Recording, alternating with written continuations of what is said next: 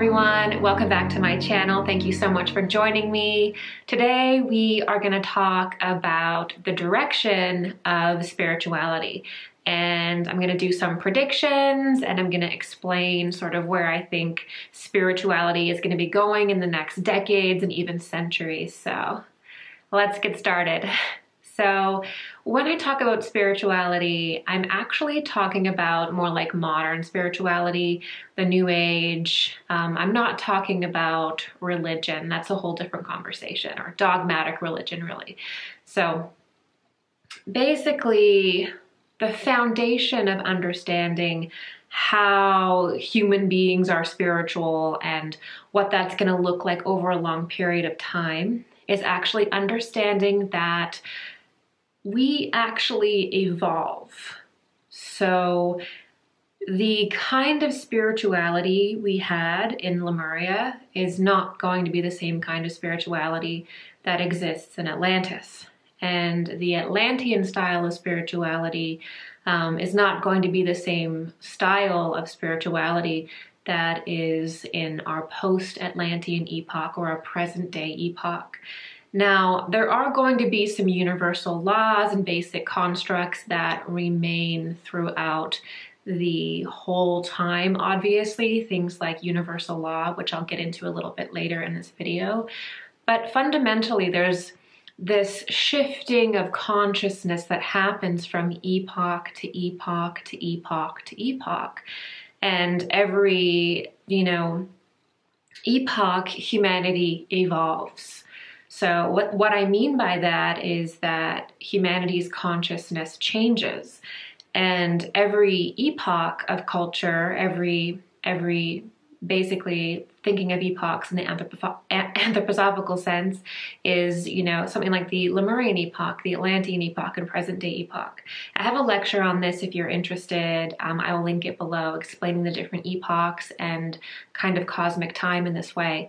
So as we move through time, the human being is actually evolving and changing, and they are releasing constructs and programs within their being, within their mind, that no longer resonate with them, that are part of perhaps the negative aspects of that era, and they're preparing themselves and creating space, and they're evolving and preparing for the next era. And so this is really what's going on, and this is why we hear about people talking about the age of Aquarius and shifts and things like that. That's because the human being evolves over time, and how we connect with the cosmos changes. Even looking at sort of the more pagan types of spirituality to the monotheistic kinds of spirituality, it's very obvious that we go through these shifts. And that is because our consciousness is shifting, and actually our form is shifting as well. The density of our body shifts, and our form can become less dense, more dense. This is mentioned in my Mars Mysteries series. So the thing to keep in mind is that humanity is evolving, and as humanity evolves, the core spiritual principles stay the same, or the universal laws stay the same. But because humanity's consciousness is evolving, and it's not the same as it was in the past, how we relate to those laws change. What those laws mean to us change. So it's not that universal law changes. It's how we understand it, how we relate to it based on our level of consciousness. Okay, so that is where we get different religions, different kinds of spirituality, because just knowing the universal law, okay, that's not going to do very much for you. It's good to be educated in that. But the next step besides the academic level is you have to understand how to work with those laws, and what those laws mean for you personally, how those laws have been used over time and interpreted over time. These are all very real, serious studies in esoterica that allow us to understand more about ourselves and our own evolution. So where is spirituality going? And I'm gonna actually tell you where I feel like spirituality is going in the next decades and hundreds of years. And then I'm going to get into a couple different challenges that I think humanity will face that we have to begin watching out for now and preparing for them now. But if we know where spirituality is going, if we know where the human form is evolving to, or we know what we're evolving into, we know what changes are coming, then we can properly prepare for them, and we can transition very smoothly and very easily and very masterfully. If we don't understand who we are and where we're going and this beautiful unraveling of consciousness that we go through epoch to epoch, then we're really not going to understand who we are. We're really not going to understand the environment that we're in. And there's a huge portion of esoterica and just quite frankly, psychic skill that's not going to be able to be developed unless you have this foundation, okay? So where is spirituality going? So where spirituality is going in this epoch and priming us for epochs to come is that spirituality is going to become a science, okay? Spirituality is going to become a science. It's going to become an occult science. It's going to become, the mystery science is going to come forward, and we're going to start moving away from superstition and interacting with the spiritual world based in fear and superstition, and beginning to understand the spiritual world as in a more objective way, in a more scientific way. We're going to start to notice the patterns, the laws, and be able to relate to them properly. And it's the core of this is going to be the science, the spiritual science behind every single religion, behind every single mystery school, behind every single spiritual development technique. There is a real science to psychic development. Okay, there is a real science to human evolution. There is a real science to planetary evolution. There is a real science to spiritual contact, ET contact, interdimensional contact. We don't actually have to sit here like sitting ducks, not knowing what's going on. There's a rich history, there's many teachings, and where we're going to be going in the next hundreds of years, the next several decades especially, we're going to start really noticing is that we're going to see the science of consciousness. We're going to be able to see how exactly these things work. And spirituality, psychic gifts, the other world they're not going to lose their beauty. They're not going to lose their mystery, because there's always going to be something for us to know, right? It's not like it's going to become dry and cold, but we're going to be able to interact in a much more succinct way. And this is going to be building over many thousands of years, but it's really starting right now. And this is actually a transition that most secret societies or mystery schools have always known about. And so you'll see different spiritual teachers coming forward who are aware of the transition of consciousness and how humanity is going to evolve in very specific ways, and their consciousness is going to go through very specific steps, just like how we're going to be able to objectively view the spiritual world instead of superstitiously, right? People have known this. And so in the 1800s, you had the Theosophical Society coming forward, and their branding was actually, there is no religion higher than truth.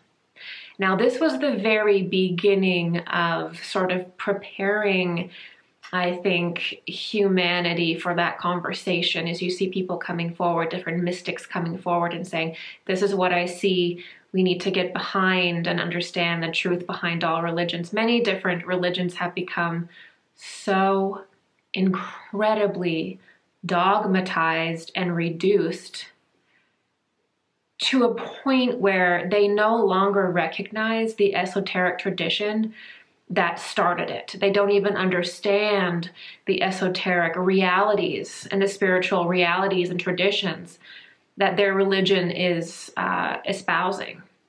It's completely backwards, it's upside down, and quite frankly, it's really bizarre, right? So we are going to be finding that common thread.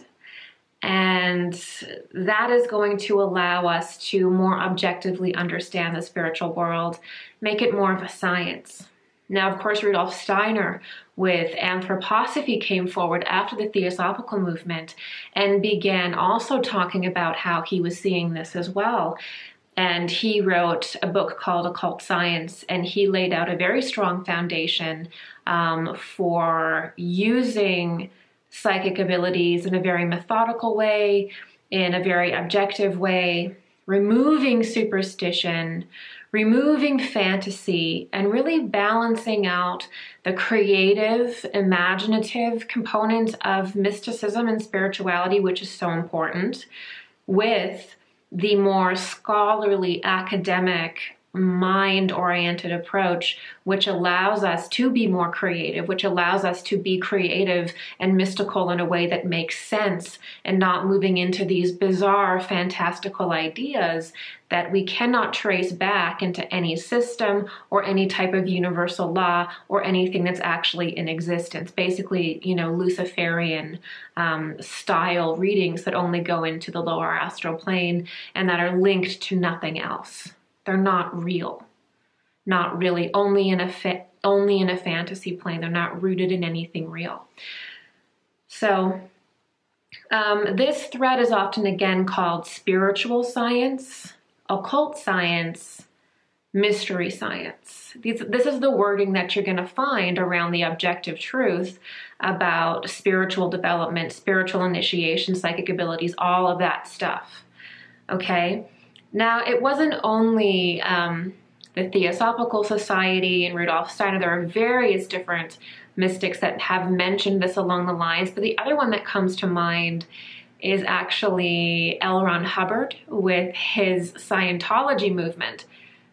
Now, when I found out and I started to look into the evolution of humanity and how consciousness was going to evolve and what the age of Aquarius is about and all that kind of stuff, I started to look at the idea of Scientology in a very different way as well, because I realized that, you know, L. Ron Hubbard was a very serious magician.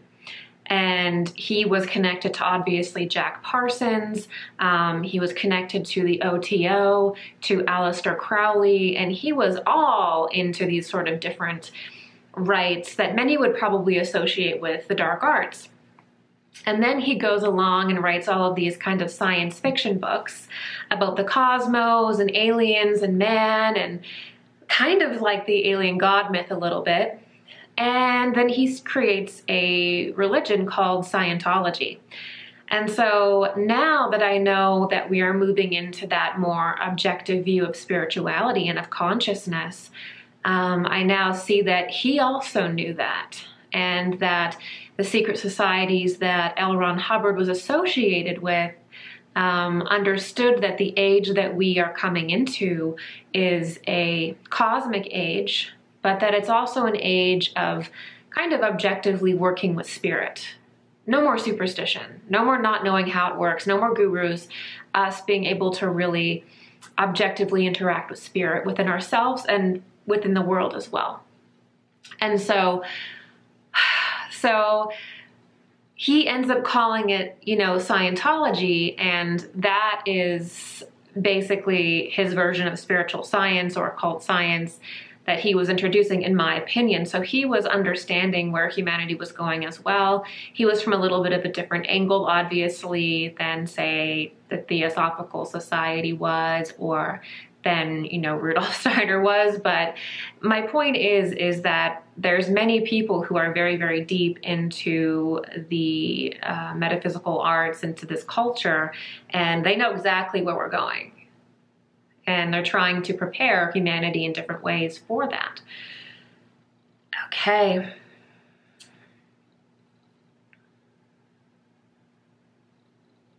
And this sort of, what does it mean to be in a time of spiritual science? What does it mean? What does that mean? What does that look like? What does that feel like?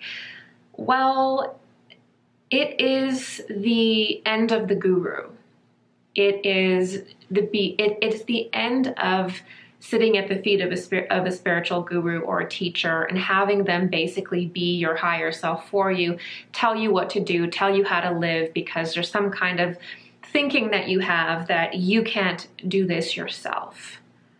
And so this is actually how humanity was in prior ages, specifically in the Lemurian epoch, and especially in the beginning of the Atlantean epoch, and even pretty much into the end of the Atlantean epoch.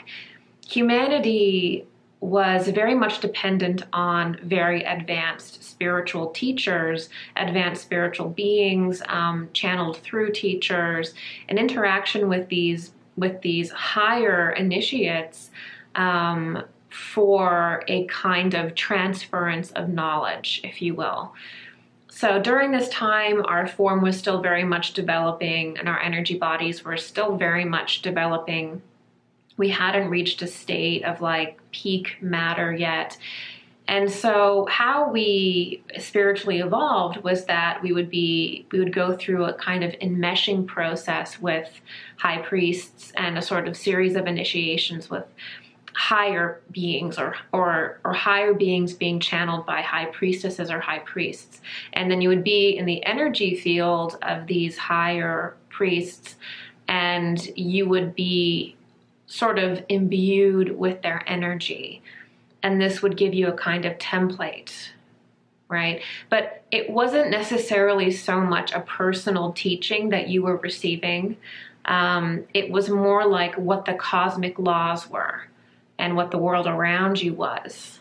And it was sort of like a linking with the higher planes. So it wasn't like the sort of spiritual discovery and spiritual development we do now, which is very much based on our individual experiences and individual development. And then as we move into the ancient Indian civilization, very much the rudiments of Atlantis are still very much present. In Edgar Cayce's work, in Anthroposophy, they believe, or they stated that some of the best initiates from Atlantis went to the Indian civilization, and a lot of the rudiments of the Atlantean teachings and traditions went into India, also went into Egypt. Ancient Egypt also went into various different societies that contain all of the great megaliths and very advanced spiritual cultures. These are not brought to the earth by aliens. These are actually from humanity in a different in a different civilization when we were in Atlantis. Okay, so that's really what those are from. It's from us. And so in a way, we've sort of de-evolved in a way in order to evolve even further. So we kind of go through a period of a civilization fall and a little bit of a devolution or separation, and then we rise back out again, even more aware than we were before. That's the pattern. And so in that past era, you know, you could be imbued with spiritual information and sort of be initiated by being in the energy field of a high priest, by a high priest performing certain rites on your bioenergetic field, or priestess, okay? So that was a very codependent way of evolving. That's a very codependent way of evolving. And as you can imagine, because we were a higher density at that point, the spiritual leadership, especially in the beginning of Atlantis, was much more pure. And there was no desire to create sort of parasitic connections with students to siphon energy and create really sick connections with students. It was really known that this relationship was very sacred and very pure. So with this movement into spiritual science and this objective view of spirituality, we also see something that humanity has not really experienced before, which is sovereignty, which is spiritual sovereignty, which is the ability to interact with spiritual worlds via our own volition. Now, this wasn't really possible in the past. In the Lemurian epoch, certainly, and part of the Atlantean epoch, We didn't have the capacity of mind developed. We didn't have the ability to think objectively, to do sort of these calculations in our head and understand what was going on from an objective place. We just knew. We just knew. And we had a natural clairvoyance. We had a natural interconnectivity with every other human. We had a natural interconnectivity with the animal kingdom, the plant kingdom, you know, the mineral kingdom. And so there really was no question that we were interconnected. And for the earlier stages of humanity, it was really, really difficult for humanity to actually work against themselves in a serious way.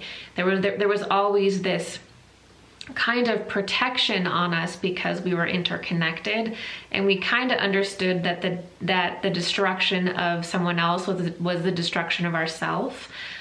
We didn't have that individual independent mind yet. We were still so interconnected, which kind of acted like a protection, but that obviously began to wear off the more we evolved.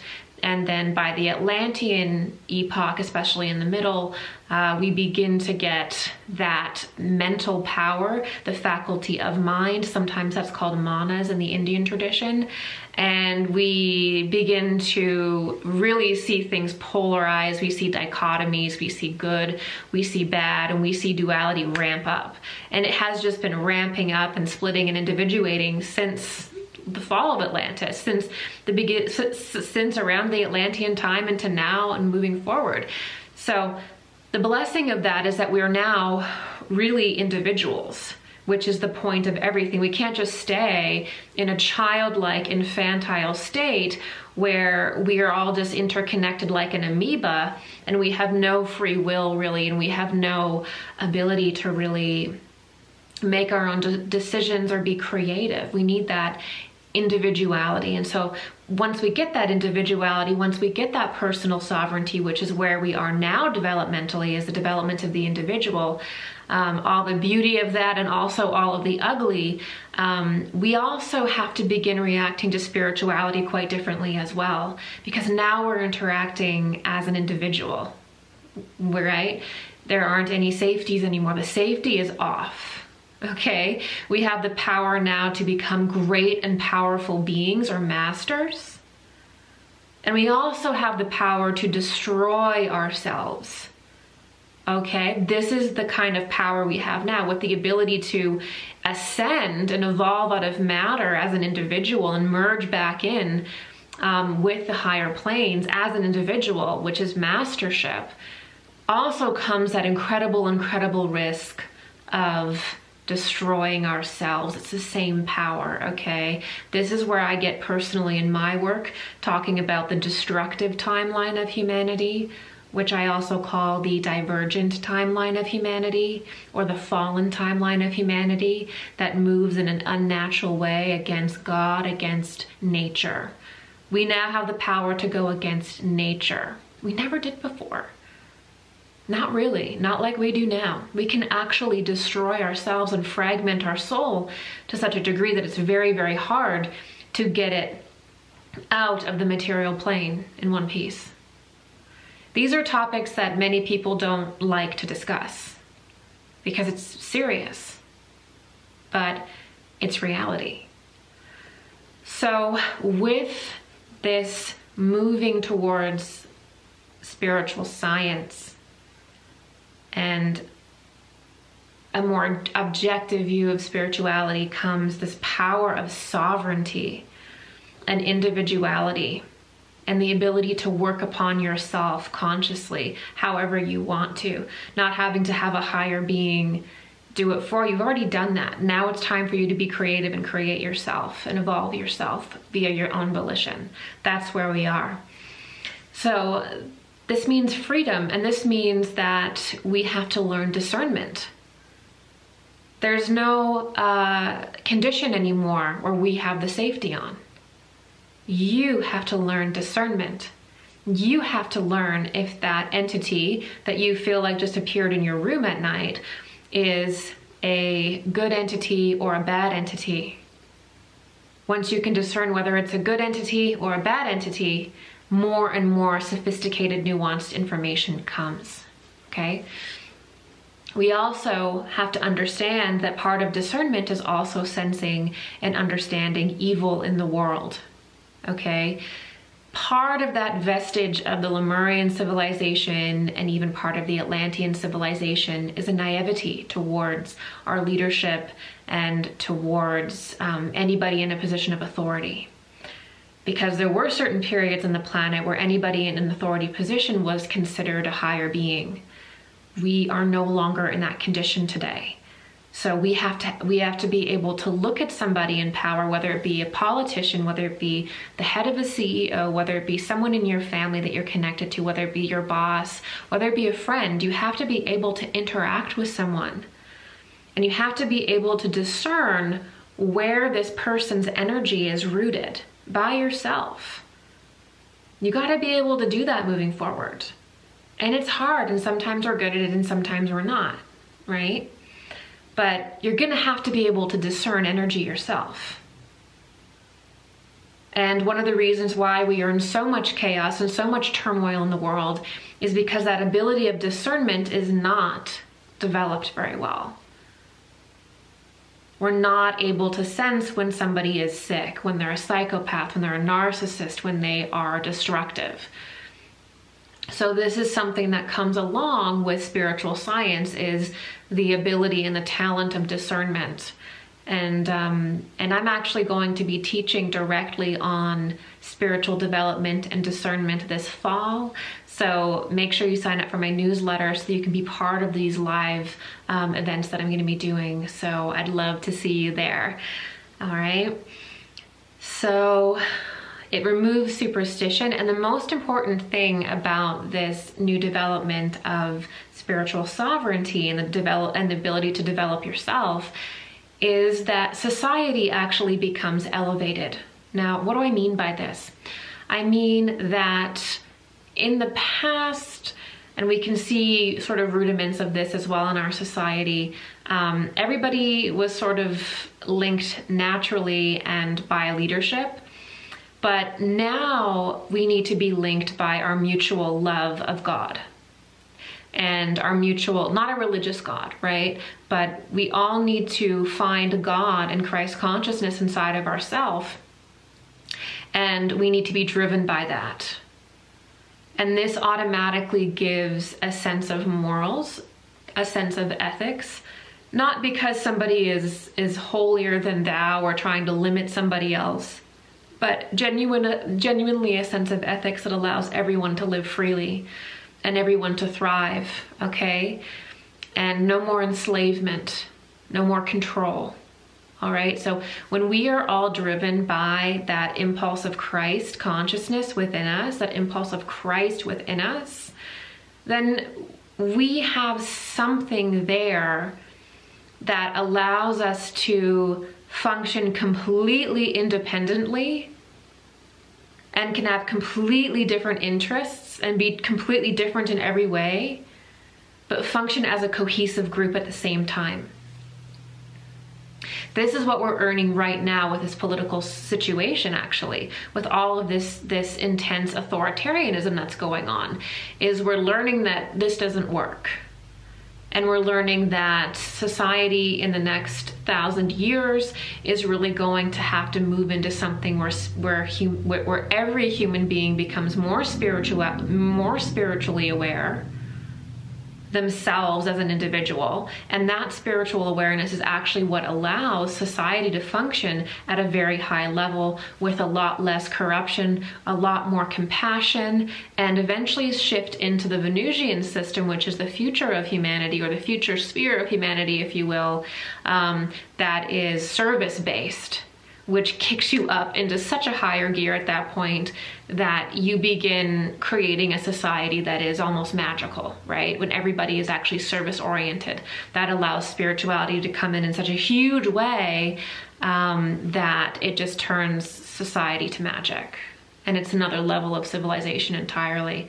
But when everybody is looking out for themselves and only thinking of themselves and looking to enslave people and tell people what to do, and not help each other, not live compassionately, we end up living in a really demented system that eventually everybody is unhappy in. And the answer is not, the answer cannot be legislated.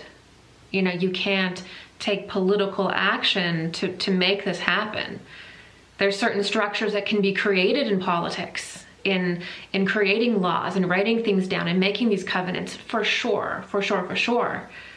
But the actual power is going to be from individuals taking responsibility for their spirituality and connecting with their Christ consciousness and being able to be guided by that, and realizing that when we all tap into that, we move like starlings together, individually satisfied and inspired and working in our diversity, but driven by this higher force. And that's really where we are going and where we want to go, okay?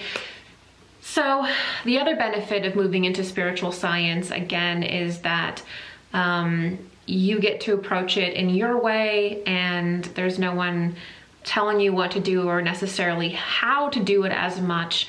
You get to sort of have your own experiences, and there isn't this idea of somebody being like, whether it be the priest or a guru, that is the best, you know, that only they can do it, and you can't. Like, that is gone. That's been gone for hundreds of years, that tradition of like one great, force that's gonna do everything and be your higher self by proxy. That is done. That has been done for hundreds of years. These patterns that we see that are repeating that are just a vestige of the old society that we've already been through, okay? So everybody becomes their own guru, and the spiritual teacher's role changes in that the student now understands that whatever the teacher says, they already know it. So they're no longer looking at a teacher to imbue them with knowledge that they never had within themselves before. We've gone through that already. We're already imbued. We already have everything within. The kingdom of heaven is within. That's what that means. It means everything is within us. There's no need to be so externally, materially oriented anymore, right? It's within us. And so this means that every piece of wisdom that you would want to know, the only thing stopping you from having a relationship with that wisdom is self-development, is lack of self-development, okay? We can all develop ourselves to the point, whether it be in this life or another one, where we can access massive amounts of cosmic wisdom and abilities and all of that. So that is the beauty of this, is now you're creatively developing on your own, which was not possible for this stage of evolution. We sometimes often look back in the past, by the way, and this is a mistake. This is a very common psychic mistake in trying to access the Akashic records, but not understanding the different epochs of humanity and how humanity was developing in those epochs, what their consciousness was like, is that we will look back in the Akashic records or even forward in the Akashic records, and we will assume the consciousness that we have now, and we will conflate it with consciousness in the past or consciousness in the future. And we won't be able to actually perceive what it was. So this is the importance of learning esoteric history, deep ancient history of mankind, prehistory, things like this through the mystery school perception, is that you can't read the Akashic records unless you know the developmental phases of mankind, because you will conflate our current phase, which is established in you as a truth, with the past ones, and you're just going to apply different things to our current phase, which is not correct, okay? It's very important to know that as a developing psychic. All right, so now we're going to get into the challenges that we are going to see in the coming decades, if not the coming centuries, with this shift that we are going through spiritually, okay? So the challenge is that obviously in the past we were sort of in a more childlike condition spiritually, and we really depended on teachers, we really depended on authority, we really depended on that imbuing and enmeshing of higher angelic consciousnesses with us to give us that spiritual information and evolve. So now we don't need that anymore. Now we're done. And so there's going to be many people who don't want that phase to end, subconsciously, maybe consciously, because they don't want to grow up spiritually. And they don't want to take personal responsibility, because now, in order to develop and in order to evolve, you have to take responsibility for everything in your life. And only through going inward can you develop and project anything outwardly in the world. And so this idea of personal responsibility is something that a lot of people don't feel like they're ready for. They don't feel like they have enough understanding or enough power to take control of their life, to develop discernment, and they avoid that. So it's almost like a sense of not wanting to grow up, not wanting to evolve. And this always happens with a portion of the population, where there's always sort of various different groups that don't want to move into the next epoch in a healthy way. They really resist it in various different directions. So here's sort of the ways in which it's resisted. So one of the ways that is going to become very obvious in the next 10 years, and it's starting to happen now, is that there's two different spiritual seekers, okay? They roughly, that make up a large portion of the spiritual community.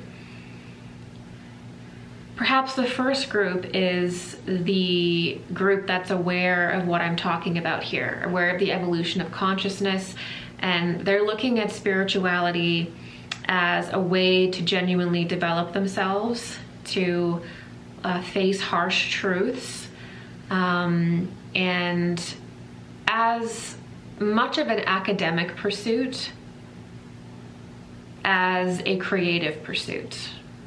And that is a very specific type of spiritual student. The other kind of spiritual student that we are seeing is the individual that has come into spirituality, which is great, which is awesome, but has come into spirituality looking for escape, looking for comfort.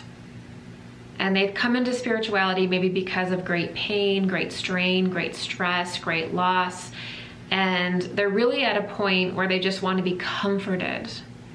They just want to be told that everything's okay.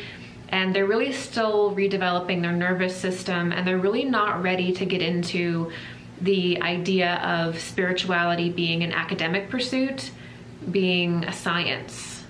They're not ready for a lot of the darker realities of, say, the lower astral plane, or of how humanity evolves, maybe of the past, maybe of the present, of the future. They don't want to understand any of the more challenging aspects of spirituality, because they fundamentally have come into spirituality as a relief. This is something that I personally understand, because I feel like I entered spirituality in this way, and I feel like probably most people enter spirituality in this way. But the real secret is that it's okay to enter in this way. However you get here is fine. I don't care if you get here riding a unicycle, okay? It doesn't matter how you get to spirituality. It's just awesome that you're here. But there is a point where every student is going to have to make a decision, and they're going to have to no longer look for spirituality to be a source of comfort for them. You know, you have to decide and say, I am not in spirituality to escape. I'm not going to use spirituality to escape. I'm going to actually actively use spirituality to develop myself. I'm going to challenge myself with it, and I'm going to learn the science of the spirit. I'm going to slowly start dipping my toes into learning things that intimidate me, that scare me. And I'm going to slowly start looking into myself and seeing where I'm superstitious, seeing where I am perhaps acting in a way that is avoiding truth. Okay, so we can all enter spirituality from looking for comfort, and I think most of us do, but we have to get to a point where we begin to view and interact with spirituality in a more serious way, right? Because just because we don't want to look at the certain more challenging aspects in society or the more challenging aspects in spiritual science, it doesn't mean that they don't exist, right? So you kind of end up charging yourself and making yourself more vulnerable to negative experiences by not slowly working with yourself to confront these different topics, right? So this is why any serious study of esoterica is going to not only talk about the light and the sunshine and transmutation and all of the beautiful aspects, but is also going to weave in there the challenging teachings as well, that we need to understand so that we can adjust ourselves and interact with the spirit world appropriately and not in a negative way. So people come into the spiritual scene not to genuinely learn the science of consciousness, not to learn the science of the cosmos and of the soul, but to comfort themselves, to escape. And when you have this desire to comfort yourself with your spiritual progress and not genuinely develop, not challenge yourself, it leads to fantasy, and it leads to spiritual bypassing and the misuse of spiritual ideas and concepts to hide from your development rather than develop. Okay, so this is the challenge that is upon us at this point, is the reality that spirituality is being used to hide. And it really shouldn't be used to hide. It's really a science. You know, it really is. Okay. Now, these kinds of two different approaches, the serious approach to the mystery sciences, and the desire to use spirituality to escape or Luciferianism, is going to begin to cause major splitting in the spiritual field. Okay, I can already see this happening. I can see people that are using spirituality to escape, and you know, they avoid all structure and all laws and refinement. So when I say Lucifer or Luciferianism, I'm specifically referring to the anthroposophical systems reference of Lucifer. There's many different definitions of Lucifer, but I'm referring to the Steiner system here. And that means that the Luciferian impulse makes things hyper spiritual, too spiritual.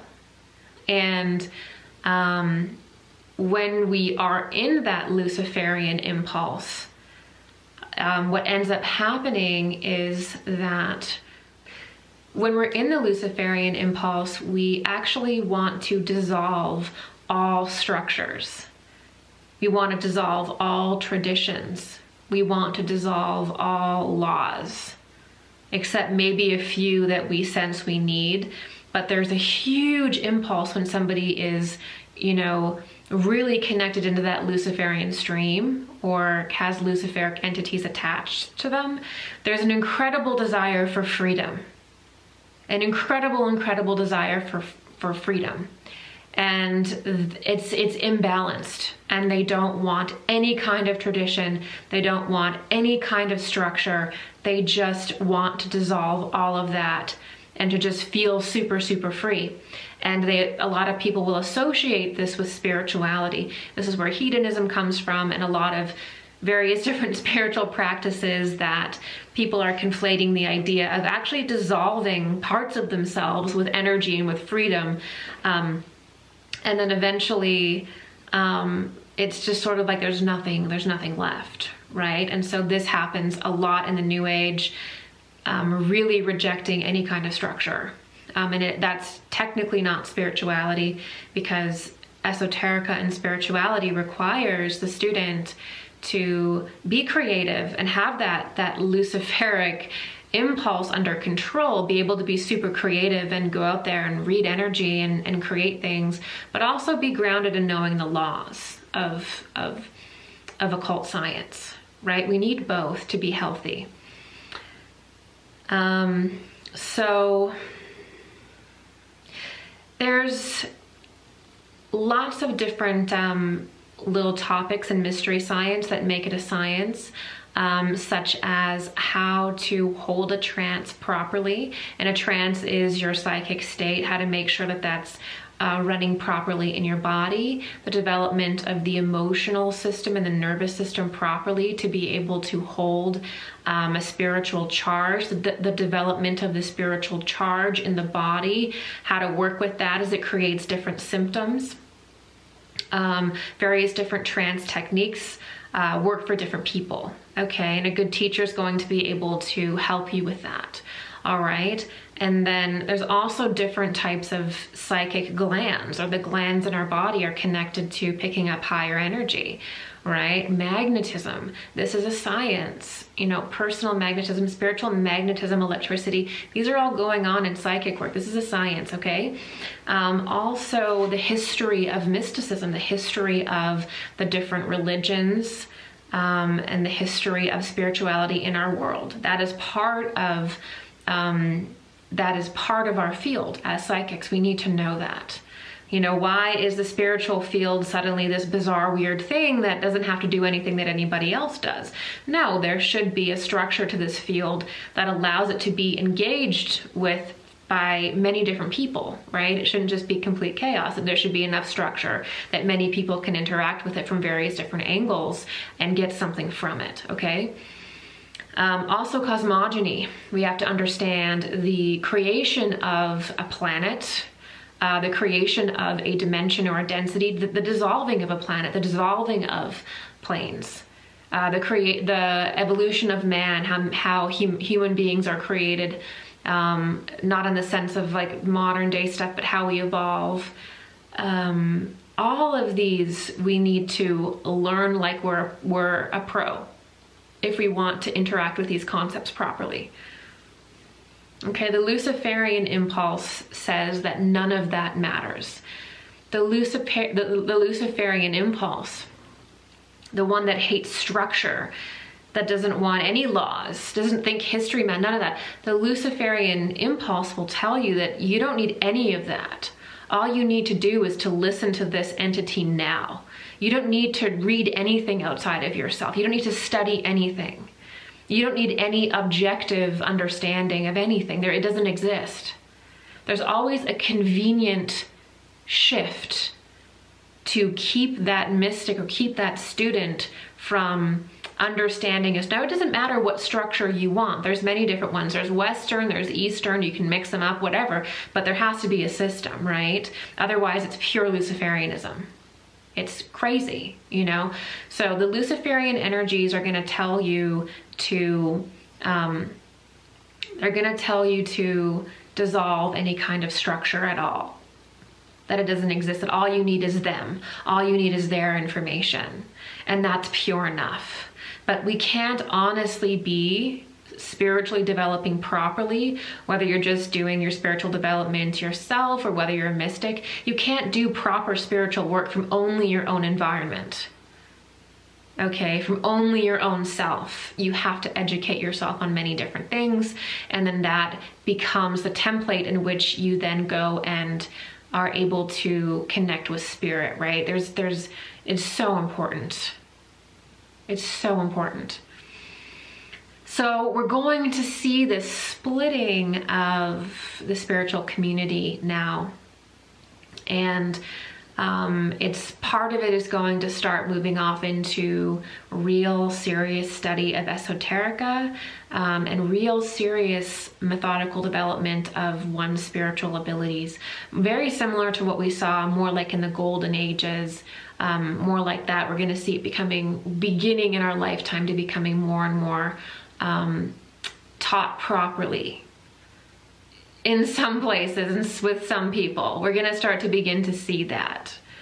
So it's going to be much less anecdotal, much less Luciferian. It's going to be an impulse that arises that's going to bring this spiritual science through. That will be picked up in the coming centuries and will be developed more and more and more. And that will become the foundation of the spirituality of the new age, okay? But unfortunately, we're going to have another thing happen. And this is the second topic that I want to talk about, which is the rejection of spirituality. And I think for me, this is probably the most tragic and heartbreaking thing, because in my mind, I think, you know, this could have maybe been prevented, but we're going to see a bunch of people who were involved in the spiritual community, avid YouTube video watchers, people that are liking to take the courses and go to workshops and go to these retreats and like really engaging in the spiritual community. We're going to see many of those people who have been engaging the spiritual community for the last 5 to 10 years. We're going to see them begin to reject the spiritual community now.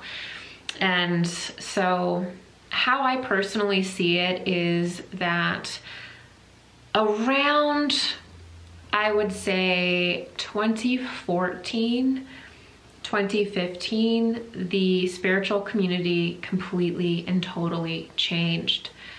And before that time period, quite honestly, it was kind of an embarrassing thing to talk about.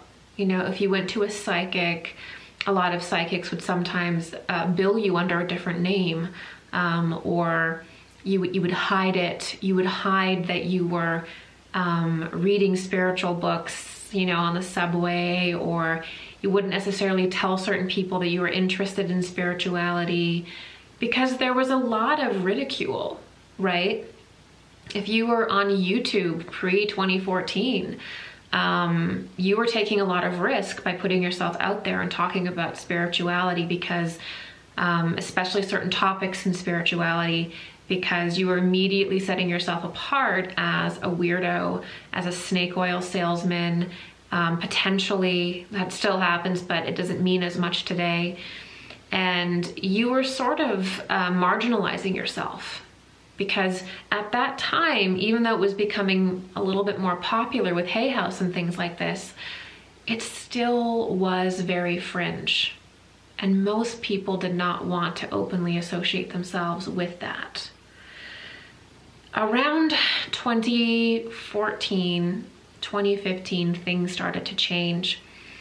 And suddenly it became about being an influencer. And you could start an Instagram account, and you could start a YouTube channel, and you could kind of become a personality and kind of become worshipped. And suddenly you could access millions of people. And suddenly, obviously with all that exposure, you could create a business. And then we started to see various different, for the first time, we started to see YouTube and social media just exploding with different spiritual creators.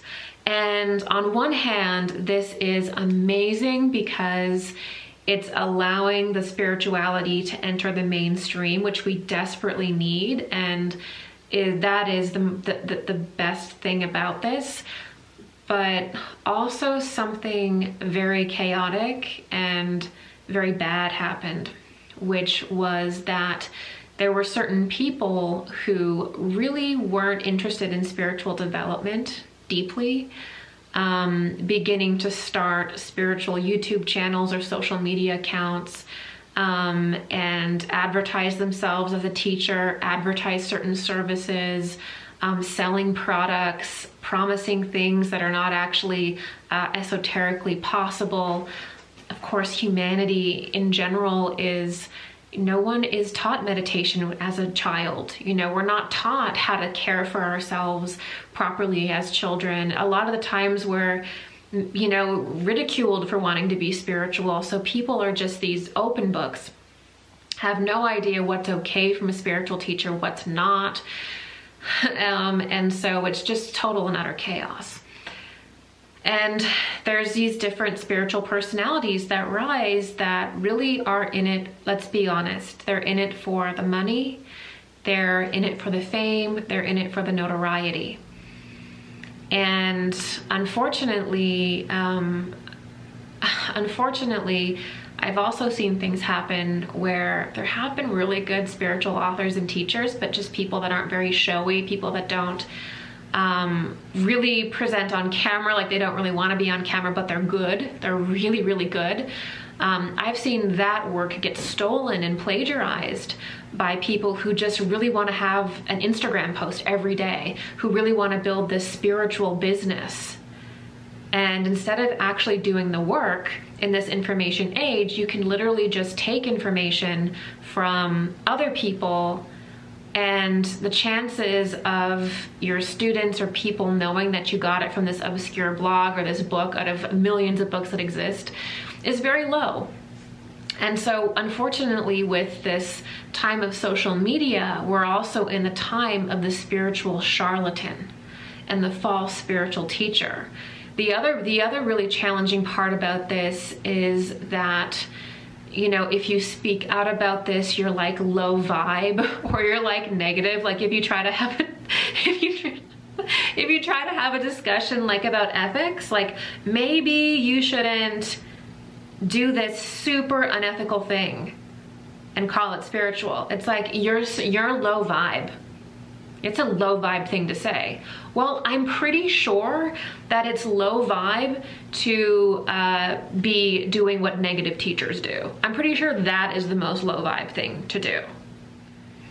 So now we see spirituality becoming an industry like never before. There's no standards, there's no anything.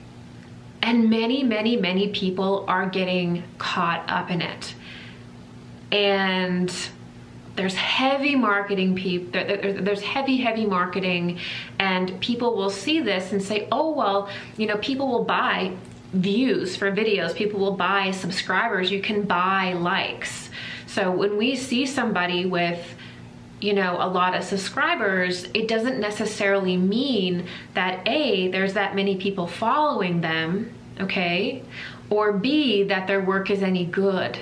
But we think when we're entering a field, when we know nothing about it, the first thing we do, like instinctually, is we're like, well, this is really intimidating.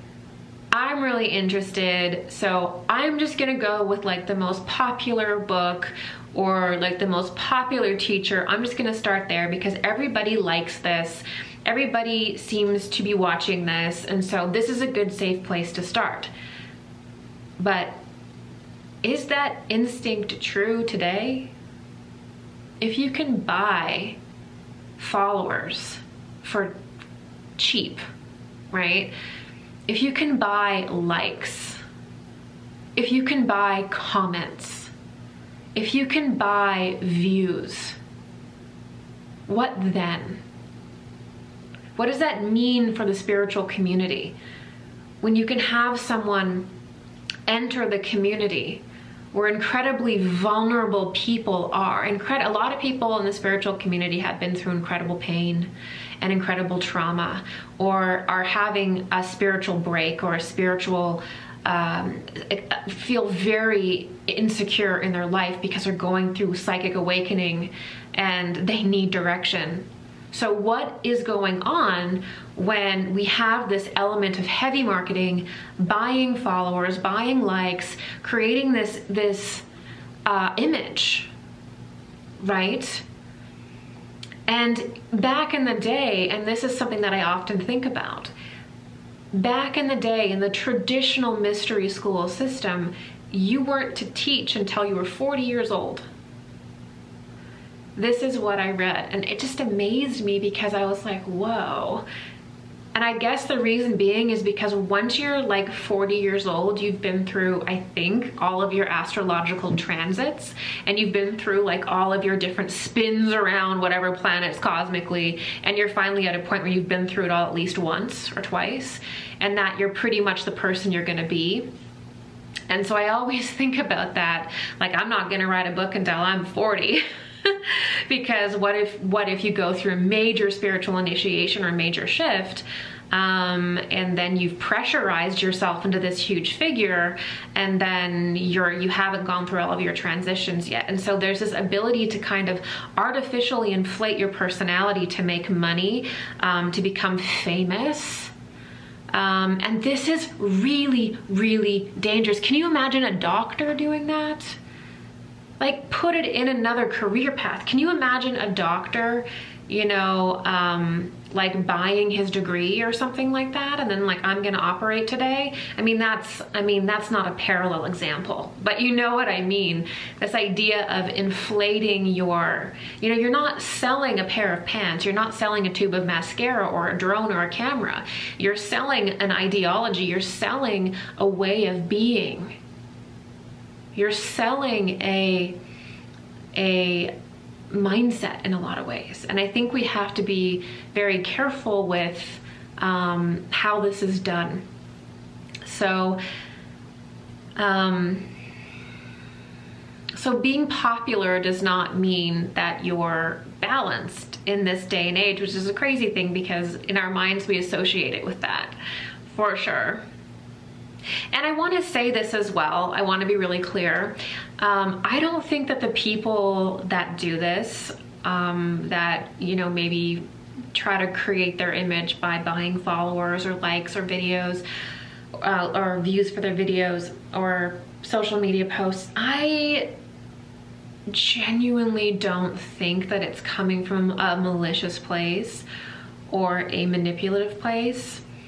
I think it comes from a general kind of not really understanding how to approach spirituality, not understanding like what it is.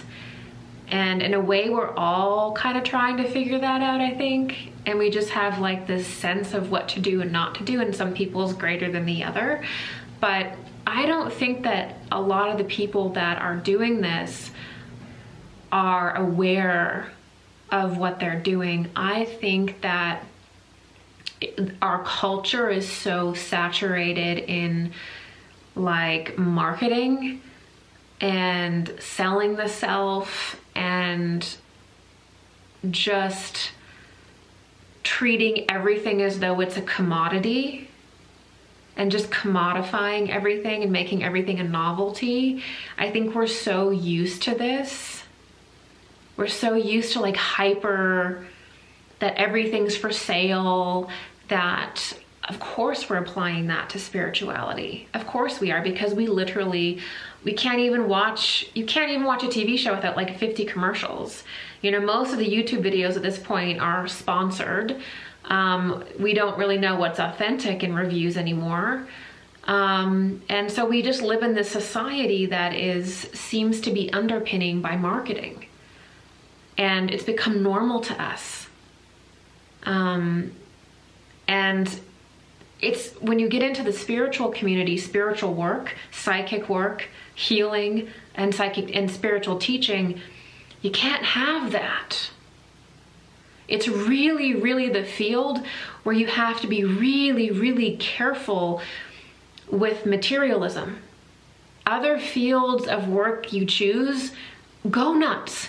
Go crazy. It's fine. No complaints from me. But spirituality, because of the nature of what it is, because of the vulnerability of your clients, the vulnerability of your students, because of old past habits deep in our being that make students want to give their power away to you. All of these things need to be considered. And we can't treat the spiritual field and spiritual work like we're selling a tube of mascara, or like we are selling it like a commodity. You can't do that with it. It's the one field. It's the thing that has to come from something higher. It's the one thing in society that must. Okay? Now, so you can't have an obsessive relationship with the material plane if you want to enter this field. You can't be obsessed with being famous. You can't be obsessed with being rich. I'm sorry, that's not going to work. If you want to, those attitudes are going to destroy your spiritual development if you're wanting to do this field.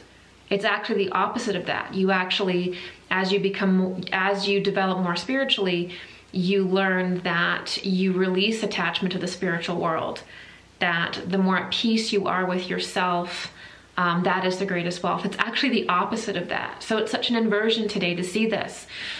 And so I don't think that people do it. I don't think that people do it because they're meaning to do it, but the effect is still the same. The effect is still the same. And that effect is going to be, it's going to become very obvious this year, but also moving into the later years to come, but definitely in the next 5 years, there's going to be a lot of people that are just not interested in spirituality anymore because they bought the $5,000 retreat. You know, they didn't have the money for that retreat. They put it on their credit card. They bought the retreat, okay? They've maybe gone to several. They've bought the jewelry. They have all of the crystal bejangleable jewels. They got all those things, more than they need. They bought the t-shirt. They've got all the mystical t-shirts with the third eyes and the aliens and the Egyptian symbols on them. They got those things. They did all of this stuff. And they're not happy. It didn't lead to any growth. It didn't lead to any healing. They're still pretty much going through and cycling through the same issues as they did when they started this journey, maybe around 2012 or maybe around 2015 or so, or maybe earlier. And the reason why they are is because the teachers that they were connecting with never taught them a system. Everything was just an anecdotal pep talk. It was more like motivational speaking using spiritual terms. It was more like psychology without a psychology degree, or counseling or something like that, which is great, which is lovely, there's that, you know, having spiritual discussions about the mind and self-development is very, very, very good. We need to understand these things in spiritual terms. What I'm talking about is specifically not being able to teach a system. So not being able to teach the academic side of esoterica that actually allows the student, after years of studying with a teacher, right, allows them to leave the teacher, begin practicing on their own, potentially teaching on their own. Okay, so in order for a student to do that, it can't just be motivational speaking. There actually has to be a system of occult science or mystery science that they learn that allows them to go off on their own. It's just like, you know, you can just speak to your students, you can just speak it, or you can teach them the ABCs and the 1, 2, 3s, and then they can go and write their own thing and do their own thing, which is what the goal is, right? So this is the division that we're going to see, is that there's going to be a separation in the spiritual scene of people that are just, quite honestly, really tired of pop spirituality, potentially really disgusted with it, really frustrated with it because of its lack of a system, its lack of a foundation, its anecdotal nature. It's not deep enough to actually go through spiritual initiation. Spiritual development requires a lot more than pep talks, a lot more than energy updates, a lot more than basic readings of the cosmos. It requires a system being introduced. So that's going to be what defines the people who will move on and actually begin to learn and develop and be part of that wave into the future that is developing into that spiritual scientist, if you will, and then people who will actually go through a period of their life where they will reject spirituality and they will move away from it because they participated with teachers that were not really interested in anything but taking their money and wanting to be famous, wanting to be an influencer. and this harms people. And so people will turn away from the spiritual field because of how shallow it has become in certain areas, okay, in certain aspects of this community, all right?